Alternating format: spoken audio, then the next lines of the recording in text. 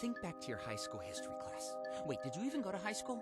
You know what, forget it. I don't want to argue, nor do I want you to punch me in the face. So I'll just catch you up to speed on some stuff I'm sure you already know. The lost colony of Roanoke was a British colony off the coast of what we now call North Carolina. As the name implies, it disappeared, okay? The colony, not the island. 115 people just whoosh, gone, okay? Goodbye. To this day, no one knows what happened to them.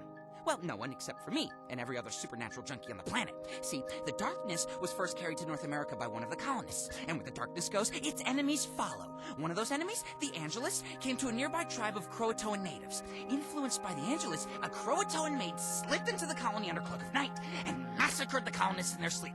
This is the weapon she used, Roanoke's Bane. But the Angelus had been mistaken. The darkness was not in Roanoke, as it was being carried by the colony's leader, John White. John was back in England, procuring more supplies. When he returned to find Roanoke deserted, the darkness knew the Angelus had been there. Unfortunately for the Croatoans, the Angelus had already moved on. They were defenseless when the darkness fell upon them, much like the colonists had been. Fair's fair, I suppose. Oh, wow. You seriously have a copy of the True Revelation? I'm impressed, Jackie. Didn't peg you as the reading type. To call this book rare would be laughable. Magic swords, true love, steak. These things are rare. The True Revelation is one of a kind. I'm not exaggerating. Every copy is completely different. See, the True Revelation is actually the revelation of John, the Bible's explosive summer blockbustering finale. There are three schools of thought about the Revelation. The first believes it is a literal prophecy. This is retarded. The second believes it's a metaphor for Roman persecution. Plausible, but boring. The third believes it is a code that, once deciphered, will reveal the true revelation. People who believe this tend to be insane, but also extremely fun at parties. Now, everyone deciphers the revelation differently, which is why each copy is entirely unique. Just flipping through this one, it appears to have been deciphered by the Brotherhood. In fact, it predicts the Brotherhood's descent into Crazy Town. That means this is a relatively true revelation. See, we can prove the Brotherhood went crazy, but we can't prove what the Revelation predicted. Chances are the man who wrote this copy only saw what he wanted to see inside the Revelation. Or he was insane and just poured his depravity onto the page. Like they say, right when you know. Either way, this translation has probably guided the Brotherhood's actions for at least a century. Kind of like the normal Bible still does today, Almost makes you wonder who's crazier. Whoa, hold up. Whoa. Whatever you do, for the love of God, don't ever let that blade touch your skin. I mean, what do you think you're doing bringing that here? Well, okay, yes, this is your house, so I guess you can do whatever the fuck you want. But remember, I'm here to help you figure if what you want to do is actually something you don't want to do. Trust me when I say, using that knife falls into the latter category. That's a furba, which on its own is dangerous enough to a guy like you. A furba's blade will pin a demon to the spot. Once that's done, only the person who shanked the demon can free it. Now, it is possible that a normal furba wouldn't be strong enough to bind you, but this is the Trinity. Its blade was forged from the three nails that crucified Christ. Not normal! Extremely not normal! If you'd cut yourself with the Trinity, you would have been paralyzed. The only person who could have set you free would have been you, which you wouldn't be able to do because you would be paralyzed. Do you see the paradox here? Come to think of it, you ever decide to touch this stuff, just ask first. All right, nothing big, just a simple, hey, Johnny, is it okay if I touch this? And I'll say, sure, Jackie. That absolutely will not trap you in a never-ending loop of torment. Or I'll say the other thing. You know, no. Okay, I'm looking at this, and what I'm seeing is the chime of deliverance. But, and mind you, this is a small but. All records of the chime say it was destroyed along with Solomon's temple back in 586 BC. That said, records have been wrong in the past, so who knows? Maybe it's the real thing. The chime first dates back to the 40-Year War, that period of time when Moses and the Israelites fought the darkness in the wilderness. The chime wasn't designed to be a weapon. Instead, it was an instrument of safe passage. According to the secret histories, the chime was carried ahead of Moses' army and struck every 153 steps. Now, any army in history would tell you that ringing a bell nonstop is a bad idea. That's how your enemy finds you. Thing is, the darkness is no ordinary enemy, and the chime is no ordinary bell. You're in the mob. The mob is Italian. Italian's like opera, right? Well, you know how an opera singer can shatter glass by singing a certain note? Well, the chime of deliverance does the same thing, except instead of glass, it shatters darkness. The exact pitch has never been identified, but when struck, the chime emits a sound that can physically push back the night. Now, if you want, we can test the chime's authenticity. You just gotta hit it, make it sing. And this is a much larger butt. A butt of epic proportions, really. It might disintegrate. Just saying. I gotta say, I'm a little disappointed. I've waited years to see one of these. 7 years, if we're being honest, and it is not living up to my expectations. You gotta understand, only 12 of these masks were ever made. This is probably the only one still in existence. That's already enough to mark this thing as priceless. But it doesn't stop there. No, sir. These masks were forged by a group of monks known as the Brothers of Men. And we're not talking about run-of-the-mill pacifist monks. The Brothers of Men were hardcore, ass-kicking warrior priests. It was in China after the fall of the Han Dynasty. The darkness was living in Shuhan, feeding off the War of the Three Kingdoms. Legend suggests that the Angelus appeared to the monks, warning them of the darkness. It doesn't say why the Angelus didn't fight the darkness herself, but it doesn't matter, because the monks, they handled themselves just fine. The monks single-handedly defeated the darkness, using nothing but their fists and these masks. It's said that if a mask caught even the smallest light from the dimmest candle, it would be reflected back 100-fold. The monks were basically walking sunbeams, which sounds goofy when I say it like that, but still, I'm just disappointed to see its magic is long gone. I'm killed to see it in action. Well, not kill, since I guess I have to use it on you, and that would be just awkward. This is, well, it's a thumbscrew. I don't really know what else to tell you. I mean, this thing is definitely giving off dark energy. But again, we're talking about a device that was used to torture people by slowly crushing their fingers. I'd be scared if it wasn't giving off nasty vibes. What, you want more? Just give me a second. Okay, I got something. From what I can divine, this thing goes back like 400 years. It was used on a host who was imprisoned by the Brotherhood. Chances are that dark energy I'm picking up is a taint left by the darkness. Meaning this isn't just any thumbscrew, it's an evil thumbscrew, so it hurts more. Maybe. Oh, that's still not enough. Okay, fine. This is the infamous Black Thumb. In 1631, it single-handedly ripped and raped its way across the English countryside, leaving behind a trail of bloody bastards and broken dreams. Never has the world seen such carnage. Pray it never will again. Yes, I am being sarcastic. No, I don't want you to kill me. Okay, I'll shut up. What you're holding is the very first artistic interpretation of the darkness. Or as it was known then, he who comes with the night. Not the catchiest of names, but pretty good when you consider that most people are still living in caves. Anyway, at this point in history, Cain, you know, Adam's son, as in the Garden of Eden, first guy to ever walk the earth, Adam, had dealt with most of the demons and assorted nasties that still roam the world. But no one had faced the darkness yet. See, God protected Cain from the darkness by making him unkillable. It was a great plan. If you happen to be Cain, everyone else, not so much. Murder didn't stop just because Cain ran out of brothers to bludgeon, so the darkness still had plenty of souls to latch onto.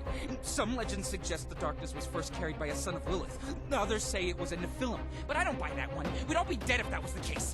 Not that it matters. Okay, whoever was, through him, the darkness raped, ravaged, and generally fucked things up. Only the Angelus had the power to face the darkness. All Cain could do was warn people. So he sculpted 12 of these statues, entrusting them to 12 holy men. They carried the statues across the land, spreading word of he who comes with the night. But the darkness did not be known. Within a year, it had devoured all 12 of them. The statues were gone, shattered, or lost to time. Well, until now, apparently. You know, this isn't the first time the Brotherhood has tried to take the darkness. Yeah, things look bleak right now, but believe it or not, they've done worse. A lot worse. It was a long time ago. So far back, no one knew the Brotherhood even existed. They'd been around, but necessity required they keep a low profile. See, they were watching the darkness, studying it, learning what made it tick. They already knew enough not to fuck with the darkness. So if they were going to move against it, they needed to be totally confident in their knowledge. I have to give them credit. The Brotherhood knew what they were doing. They accurately predicted who the next host would be. Swapping children at birth, they raised the host as one of their own. Then, when he came of age, they chained him to a table and tortured him to death. This is the blinding sun. One of these was inserted into each of his eye sockets, gouging out each eye in the process. Each device was then slowly expanded until it shattered his forehead and cheekbones. This was the first of 12 tortures. The darkness didn't manifest itself until the 4th. That means it took 2 more of these unspeakable acts before the Brotherhood could be certain they had the right guy. That doubt didn't even slow them down. These are bad people, and they have it in them to be a lot worse. I hope you're not in a good mood, because if you are, I promise this is gonna shit all over it. This is the Lantern of St. Anthony, possibly the most misidentified item ever created. I don't mean people look at this lamp and say, that is a very luminescent club sandwich. What I mean is, most people see this lantern as a symbol of hope. but really, it's a symbol of soul-crushing despair. Now, the outer casing is only 80 years old, but the light inside the lantern goes back, about 1,000 years. In her war against the darkness, the Angelus sought an ever-burning light. She gathered the souls of 100 children butchered by the darkness and bound them within a glass sphere. This combined lightness of being produced a blindingly powerful light, but only when the dead children felt like it. Turns out kids are fickle little bitches. The Angelus abandoned the sphere, totally apathetic towards the children still trapped inside. The sphere remained lost for quite some time until it was discovered by St. Anthony, the patron saint of lost things. Go figure. Anthony fastened it onto a lantern, believing it to be a gift from God. He was convinced the light would guide a traveler home, but usually it just led them over a cliff or into a bog. So yeah, St. Anthony used this lantern to unknowingly kill hundreds of innocent travelers, all because the Angelus thought the imprisoned souls of murdered children would make a cool weapon. Yay! Okay. Jeez. First off, holy shit. Second, do you know what these are? These are Af and Hem. That ring any bells? No? Okay. Well, then let me put it this way. There are 6 angels of death. You're currently holding 2 of them. Yeah. Okay, their names are Af and Hema, roughly. They translate to wrath and anger. It was on the 7th level of heaven that God bound Af and Hema with chains of fire and shadow, which was no small feat, mind you. These weren't your run-of-the-mill chubby cherubs, you know. The Af and Hema were roughly the size of a large volcano and packed 10 times the firepower, right? Then again, God being God, you know, I guess it wasn't really a fair fight, but whatever, I'm getting off topic, okay? As the story goes, the Angelus asked God for a weapon to aid her war against the darkness. God was in a giving mood that day, so he reforged Af and Hema into the flames of creation, all right? Tempering them down into blades. These blades, these, right here. Now, some say the angels are still alive within the blades, and I tend to agree. Try all you like, but you can't separate them. No. Try taking only one of them out of this room. It might slip out of your hand, or you might just drop dead of a stroke. Now, you never know, but they will not be parted. We're talking peanut butter and jelly. Ham and cheese level of commitment here, man. Somewhere, somehow, Af and Hema is still bound by the chains of fire and shadow. The crescent of the sun, considered by many to be the greatest mystery and biggest letdown of the past millennium. You know, if you don't count Rocky V. The crescent was wielded by the Angelus approximately 800 years ago for half an hour. She claimed it was forged from a single drop of the sun's flame, that it would bring about the final end of the darkness. What she forgot to mention, however, is how the crescent would do this, which is important because she never got a chance to use it. Carrying it into battle against the darkness, she was immediately disemboweled. A bit anticlimactic for sure, but it only gets worse. A few years later, the crescent was rediscovered by a holy warrior. Once again, the blade was wielded against the darkness. This time, it even managed to get a few good swings. But you know what? The blade passed through the darkness, like a knife through water. Later, after monks recovered the crescent from the warrior's corpse, it was tested against multiple targets. Turns out the blade passes through all matter. People, stone, trees, kittens, just whoosh, goes right through. No harm, no foul. Could be only the Angelus could wield the crescent. But if so, why has she never tried to reclaim it? Personally, I think the Angelus talked a good game. It was just as surprised as everyone else when the crescent turned out to be worthless. Which begs the question, where did the crescent come from? I got no idea. Okay, Jackie, time for a quick history lesson. Buddhism was founded by Siddhartha Gautama. I don't even know if that's the right pronunciation, let's go with it. Siddhartha led an extraordinary life, but for our purposes, his death is what's important. History says Siddhartha announced his imminent death at the age of 80. Immediately after making this announcement, he ate his last meal. It was an offering made by a blacksmith. Siddhartha then became ill and died. Obviously, there was more to it, but I'm not here to teach Religion 101. Those are the main points. Before dying, Siddhartha made sure his followers knew that the blacksmith had nothing to do with his death, because, from all accounts, Siddhartha was a pretty stand-up guy. Unfortunately, he was way off on this one. The blacksmith totally poisoned him. And that's not all. He also gave Siddhartha water from his pitcher. This pitcher, as you can guess, this is no normal pitcher. This pitcher works like a soul pump. Drinking out of it creates a mystical vacuum inside the jar. Stop drinking, and your soul is whooshed into the clay, where it remains until the magic is broken. The magic on this relic is unbelievably strong. It's held for over 2,000 years, and that's why this relic has earned the name Siddhartha's Tears, because Siddhartha is still trapped inside. Who'd do such a thing to such a nice guy like Siddhartha? I think you already know.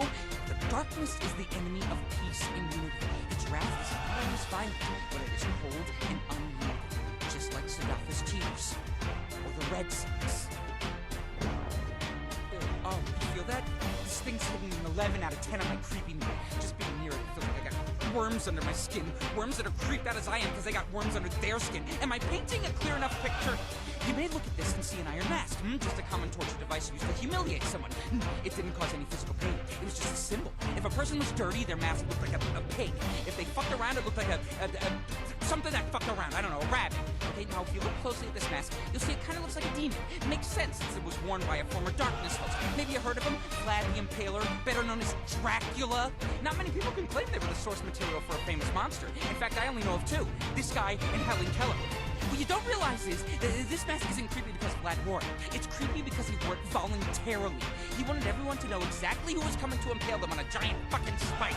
And just to add insult to an insanely painful mortal injury, do you know what he named his mask? The Mark of Cain. As if to say, that's right, bitches, I'm unkillable. This might be the most fashionable fuck you in the history of man. Oh, you'll appreciate this, being a former altar boy and all, I assume. And this is the head of Pope John XII. Well, the shrunken head. At least, I hope it's been shrunk. If not, then I imagine he had trouble wearing his Pope hat. Anyways, it turns out little John here was the only Darkness host to ever become Pope, which would explain why he's considered one of the worst popes of all time, though, ironically, not one of the worst hosts. You'd think the Darkness would have used the papacy to run rampant, but honestly, John XII spent most of his time disemboweling his deacons and boning up on the ladies. Actually, never mind. Now that I think about it, he did summon a few not-so-minor less demons into the Vatican, then turned it into a brothel. And by brothel, I mean charnel house, a.k.a. place where dead bodies are dug up and stored after their graves are more or less desecrated. So, yeah, Pope John XII was a huge dick, in more ways than one. Small side note, I have it on good authority that 3 of those demons are still around doing their thing. So, do yourself a favor and never take a naked tour of the Sistine Chapel. Not that they offer one still. Just listen, I'm gonna tell you about this particular relic, but you gotta promise me something. No matter what I tell you, you can't let this get weird, okay? Okay. This is the reliquary of the Blessed Blood. It is said to contain a relic of untold worth, an object of unfathomable holiness, a preserved piece of flesh from the Messiah himself. Yes, that's right. We're talking about the foreskin of Jesus Christ. Except, here's the thing. There is someone's foreskin inside this reliquary. It just didn't belong to the holy member. It actually belonged to a guy named Miles from South Hamiltonshire. Don't ask how I know this, I just do. I'm an occultist, alright? Just forget about the foreskin. The foreskin is a distraction. There's nothing important about the foreskin, and we should both just forget it ever happened. Moving on! The container is what is so important here, okay? See, the Darkness isn't the only power the Brotherhood wants to harness. They're just as interested in the Angelus. This reliquary was their first attempt to create a vessel that could hold the Angelus. It was a total failure. All it did was piss off the Angelus, and when she's pissed, she does like to burn things.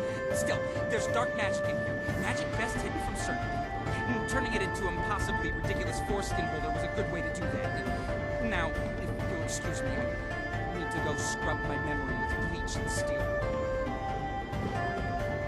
You can't tell by looking at it. This simple strip of iron is one of the worst torture devices ever devised. It's one of the 12 infamous purification rituals used by the Brotherhood the first time they ever tried to steal the Darkness. The Brotherhood simply referred to it as the Fourth, but over time it earned the name the Silent Night. It's easy to see why. Long time ago, the Brotherhood stole a Darkness host at birth. They then raised him as one of their own, only to torture and kill him in an attempt to force the Darkness out. This strip was forced into that unfortunate host's mouth, keeping it open. It was then wrapped around his jaw, leaving a slit where his tongue was inserted. The gag was then slowly tightened. The first thing it did was slice off the host's tongue. But then the gag was tightened further, and it completely shattered and dislocated his jaw. You think that's horrible? Keep in mind, the host had yet to manifest the Darkness. He didn't know what he was. The Brotherhood had raised him since birth to believe he was one of their own. Imagine, the only family you've ever known, subjecting you to the most painful, degrading acts they can imagine, and they don't even tell you why. I don't want to sound like I'm going soft, but it seems to me like that'd be the worst torture of all. Anyway, the Darkness manifested right as the host's jaw snapped. They say it killed every person within a league of the Brotherhood's monastery. Then, the host vanished, never to be seen again. Ooh, the Deceiver's Grasp. The third most infamous glove of all time, right behind the sparkly one and the one that didn't fit. The Deceiver's Grasp was designed to be used in conjunction with the Abysmal Maw. If you don't know, the Maw was a mystical hand cannon that shot pure hellfire, but consumed the user's soul in the process. It only took a few thousand damage before someone got the idea to protect themselves from the Maw's side effects, and so the Deceiver's Grasp was forged as a sort of damnation contraceptive for your hand. Current theory holds that the Brotherhood created the glove, which would make sense, since it employs a rather nasty bit of transference magic. See, when laced with the blood of another living person, the glove allows you to wield the maw without having your soul burnt away, whereas the poor sap whose blood you used will spend eternity cozied up beside the fires of hell. Come to think of it, a better name for this thing would have been the asshole's bait and switch, or my slimy brother Ted. It doesn't sound as ominous, I admit, but it's just so damn accurate. You want to know how the Brotherhood got to be the fun-loving psychos they are today? It's all thanks to you. Well, thanks to the darkness. There was one time, only one time, that the Brotherhood succeeded in trapping the darkness, and it drove them insane. The darkness is not to be fucked with, and even when in prison, it is a force to be reckoned with. For decades, the Brotherhood watched over the siphon, the darkness stirring within it, perverting their minds. It wasn't long before the Brotherhood decided the only way to save the world was to destroy it. Gee, wonder who gave them that idea. There was one brother who stood firm against the taint. No, not that kind of taint. Get your mind out of the gutter. Focus! His faith was so ironclad, the darkness couldn't touch him. When he learned what his fellow brothers planned to do, he knew there was only one option. He set the darkness free. Now, this didn't make the Angelus happy. No, she returned to the Earth just so she could deliver the granddaddy of all smitings. That one faithful brother was reduced to ash just moments after he'd saved the world. The Angelus's rage burned so hot, it consumed the brother's soul entirely. He stopped the Brotherhood from destroying all creation, and in return, he became the first human to ever beat non-existence. In all of heaven and earth, the only thing left of him are these ashes. The ashes of the unnamed. Kinda lends credence to that saying, no good deed goes unpunished.